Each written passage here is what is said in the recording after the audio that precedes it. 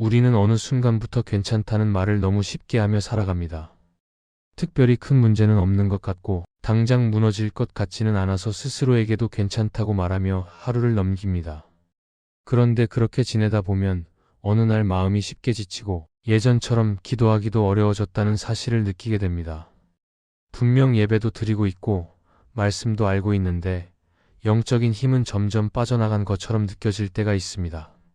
그것은 갑자기 찾아온 변화라기보다 매일 반복하던 작은 습관들이 쌓인 결과일 수 있습니다. 우리가 무심코 붙잡고 있던 태도와 익숙해진 방식이 어느새 영적인 힘을 조금씩 약하게 만들고 있었을지도 모릅니다. 오늘은 큰 죄나 극단적인 모습이 아니라 너무 익숙해서 그냥 지나쳐온 습관들 속에서 무엇이 우리를 약하게 만들고 있는지 함께 살펴보려 합니다. 첫째, 늘 괜찮은 척하는 습관은 영적인 힘을 잃게 합니다. 우리는 자주 괜찮다고 말하며 하루를 살아갑니다. 누가 안부를 물으면 습관처럼 괜찮다고 대답하고 스스로에게도 아직은 버틸만하다고 말합니다.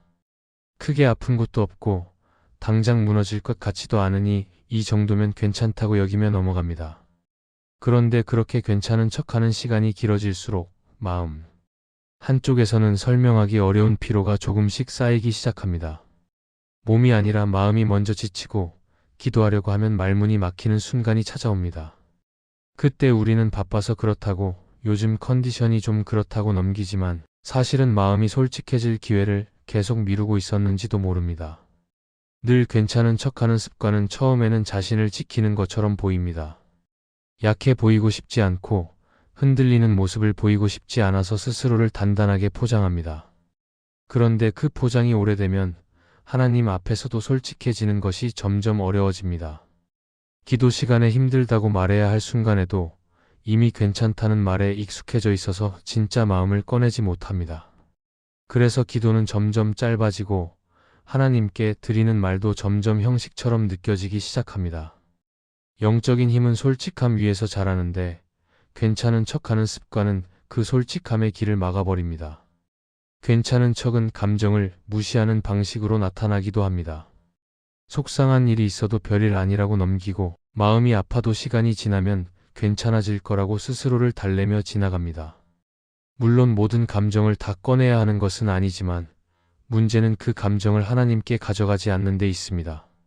마음이 아픈 이유를 묻지 않고 그 아픔을 기도로 옮기지 않다 보니 영적인 숨통이 점점 막히게 됩니다.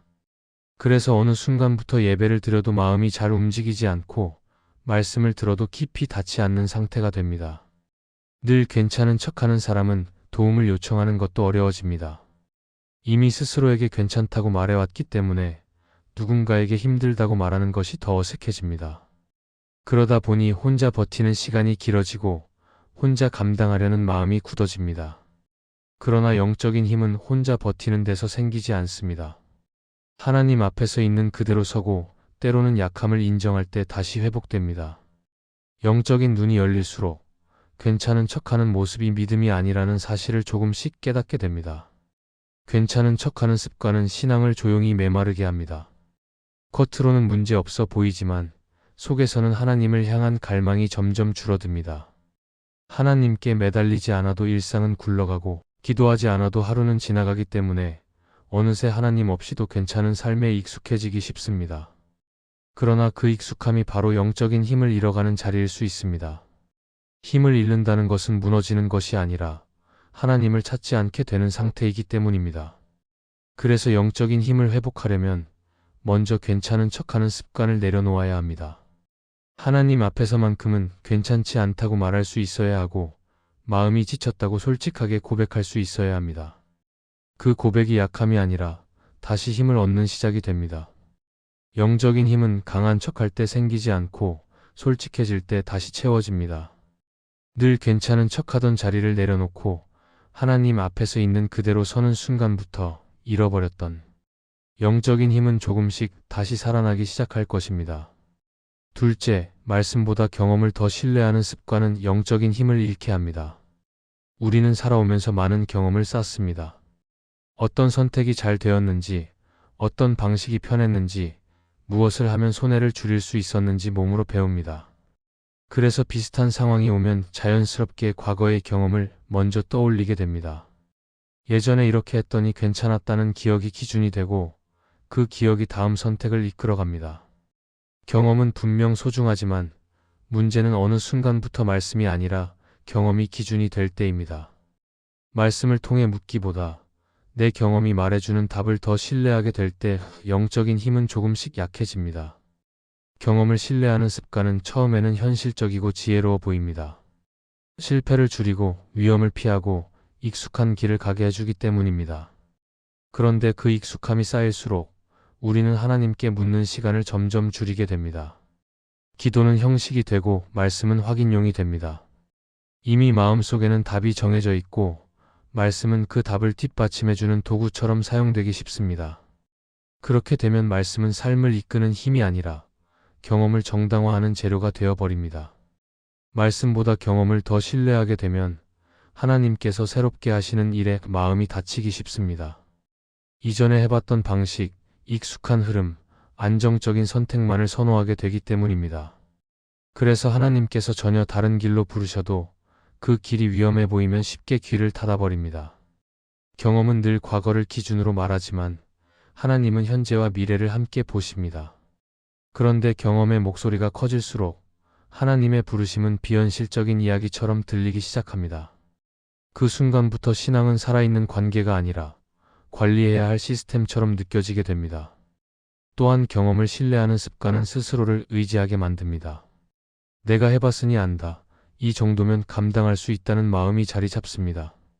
그러다 보니 하나님을 찾는 이유도 점점 달라집니다. 정말로 묻기 위해서가 아니라 내 판단이 틀리지 않았다는 확인을 받기 위해 하나님께 나아가게 됩니다. 그렇게 되면 말씀은 나를 흔들지 못하고 내 삶을 바꾸지 못합니다. 영적인 힘은 말씀이 나를 건드릴 때 자라나는데 경험이 앞서는 순간 그 힘은 점점 사라집니다. 말씀은 때로 우리의 경험을 불편하게 만듭니다. 지금까지 잘해왔다고 생각한 방식에 질문을 던지고 안전하다고 여겼던 선택을 다시 보게 합니다.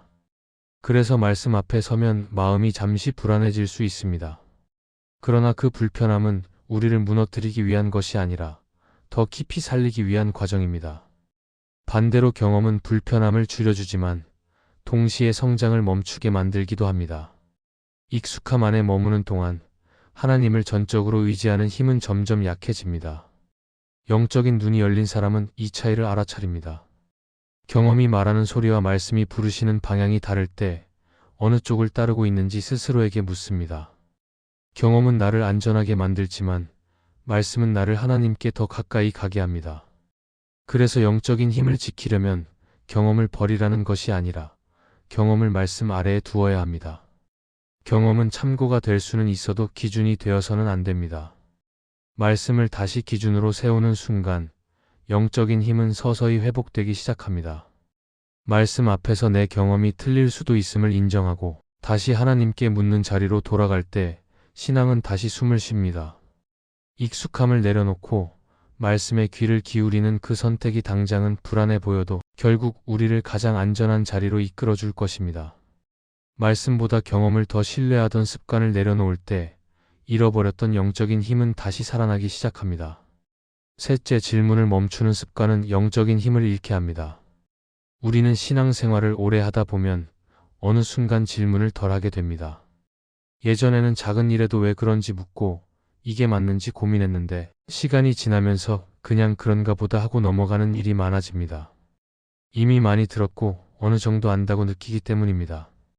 그래서 마음속에서 질문이 떠올라도 굳이 묻지 않아도 될 것 같아서 접어두고 지나갑니다. 그런데 질문을 멈추는 순간 신앙은 조금씩 굳어지기 시작합니다. 겉으로는 안정되어 보이지만 속에서는 더 이상 자라지 않는 상태가 됩니다. 질문을 멈춘다는 것은 단순히 궁금증이 없어진다는 뜻이 아닙니다. 하나님께 더 이상 묻지 않겠다는 태도로 이어질 수 있다는데 문제가 있습니다. 삶이 복잡해질수록 하나님께 묻는 질문은 더 깊어져야 하는데 오히려 바쁘다는 이유로 이미 알고 있다는 이유로 질문을 줄여버립니다. 그러다 보면 기도는 점점 짧아지고 말씀을 대하는 태도도 점점 익숙해집니다. 질문이 사라진 자리에는 형식이 남고 형식이 반복될수록 영적인 힘은 서서히 약해집니다. 질문을 멈추는 습관은 스스로를 보호하는 방식으로 시작되기도 합니다. 더 고민하면 마음이 복잡해질 것 같고 답이 쉽게 나오지 않을 것 같아서 애써 묻지 않습니다. 이 정도면 괜찮다고 스스로를 달래며 불편한 질문은 뒤로 미룹니다. 그러나 그렇게 미뤄진 질문들은 사라지지 않고 마음 깊은 곳에 쌓입니다. 그리고 어느 순간부터는 하나님과의 대화가 아니라 혼잣말만 늘어나는 신앙이 됩니다. 영적인 힘은 하나님께 묻고 기다리는 과정에서 자라나는데 질문이 멈추면 그 통로도 함께 막히게 됩니다. 또한 질문을 멈추면 신앙은 점점 과거에 머물게 됩니다. 예전에 은혜 받았던 기억, 전에 들었던 말씀이 기준이 되고 지금 하나님께서 무엇을 말씀하시는지는 잘 묻지 않게 됩니다. 그래서 변화된 상황 앞에서도 예전의 답을 그대로 적용하려고 합니다. 그러나 삶은 계속 달라지고 우리의 자리도 변합니다. 그때마다 하나님께 묻지 않으면 신앙은 현실과 점점 어긋나게 됩니다. 영적인 힘이 빠진다는 것은 믿음을 잃는 것이 아니라 하나님과의 대화가 현재에서 과거로 밀려나는 상태일 수 있습니다. 질문을 멈춘 신앙은 확신이 단단해 보일 수 있지만 사실은 쉽게 흔들립니다. 왜냐하면 그 확신은 관계에서 나온 것이 아니라 익숙함에서 나온 것이기 때문입니다. 관계는 계속 묻고 듣는 과정을 통해 깊어지지만 익숙함은 더 이상 묻지 않아도 된다고 느끼게 합니다. 그래서 예상치 못한 상황이 닥치면 그동안 묻지 않았던 질문들이 한꺼번에 쏟아지며 마음이 크게 흔들립니다. 영적인 힘은 평탄할 때보다 질문하며 씨름할 때 더 단단해집니다. 영적인 눈이 열린 사람은 질문을 부끄러워하지 않습니다. 모른다고 말하는 것을 약함으로 여기지 않고 하나님께 묻는 것을 믿음의 표현으로 여깁니다. 그래서 이해되지 않는 상황 앞에서도 바로 결론을 내리기보다 하나님께 묻는 시간을 가집니다. 왜 이런 일이 생겼는지, 지금 무엇을 보게 하시는지, 어떤 마음으로 이 시간을 지나야 하는지 차분히 질문합니다. 그 질문 속에서 바로 답이 나오지 않더라도 하나님과의 관계는 다시 살아납니다. 질문을 다시 시작할 때 영적인 힘도 함께 돌아옵니다. 기도는 요청이 아니라 대화가 되고 말씀은 정보가 아니라 방향이 됩니다. 질문은 신앙을 불안하게 만드는 것이 아니라 오히려 신앙을 살아있게 만듭니다. 질문을 멈추지 않는 사람은 하나님 앞에서 늘 배우는 자리에 서 있게 되고 그 자리에서 영적인 힘은 다시 숨을 쉬기 시작합니다. 그래서 질문을 멈추는 습관을 내려놓고 다시 묻는 자리로 돌아갈 때 잃어버렸던 영적인 힘은 조금씩 회복될 것입니다. 넷째, 버려야 할 것을 붙잡고 있는 습관은 영적인 힘을 잃게 합니다. 우리는 신앙생활을 하면서도 쉽게 손에서 놓지 못하는 것들이 있습니다. 이미 오래 붙잡아온 생각, 관계, 방식, 그리고 익숙해진 태도들입니다. 그것들이 지금도 나를 살리고 있는지 아니면 이미 역할을 다했는지 점검하기보다 그냥 익숙하다는 이유로 계속 붙들고 살아갑니다. 처음에는 도움이 되었고 한때는 필요했을지 모르지만 시간이 지나면서 오히려 나를 무겁게 만들고 있음에도 놓지 못합니다. 그렇게 버려야 할 것을 붙잡고 있는 동안 영적인 힘은 조금씩 새어나가게 됩니다. 버리지 못하는 습관은 대부분 두려움에서 시작됩니다. 이것을 내려놓으면 불안해질 것 같고 지금까지 쌓아온 것이 무너질 것 같아서 손을 놓지 못합니다. 그래서 하나님께 맡긴다고 말하면서도 실제로는 끝까지 쥐고 있으려 합니다. 겉으로는 순종하는 것처럼 보이지만 마음 깊은 곳에서는 이 정도는 내가 붙잡아도 괜찮다고 스스로를 설득합니다. 그러나 그렇게 붙잡은 것들은 시간이 지날수록 나를 자유롭게 하기보다 점점 더 얽어매는 역할을 하게 됩니다. 버려야 할 것을 붙잡고 있을 때 나타나는 가장 큰 변화는 하나님을 신뢰하는 힘이 약해진다는 점입니다. 하나님께서 새로운 길을 보여주셔도 이미 손에 쥔 것을 놓지 못하니 그 길로 나아가지 못합니다. 그래서 기도는 많아지지만 결단은 줄어들고 마음은 점점 무거워집니다. 영적인 힘은 하나님께서 주시는 새로운 은혜를 받아들이는 데서 자라나는데 손이 가득 차 있으면 더 이상 받을 수가 없습니다. 우리는 종종 버림을 실패처럼 생각합니다.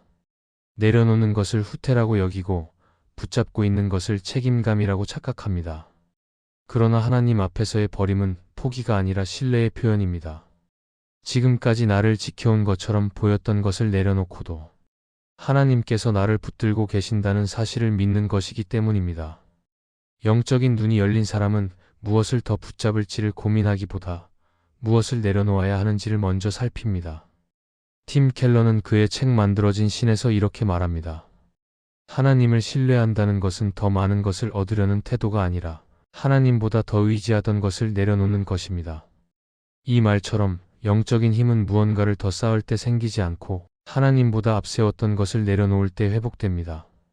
내려놓음은 손해처럼 보일 수 있지만 그 자리에 하나님을 다시 신뢰하는 힘이 자라납니다.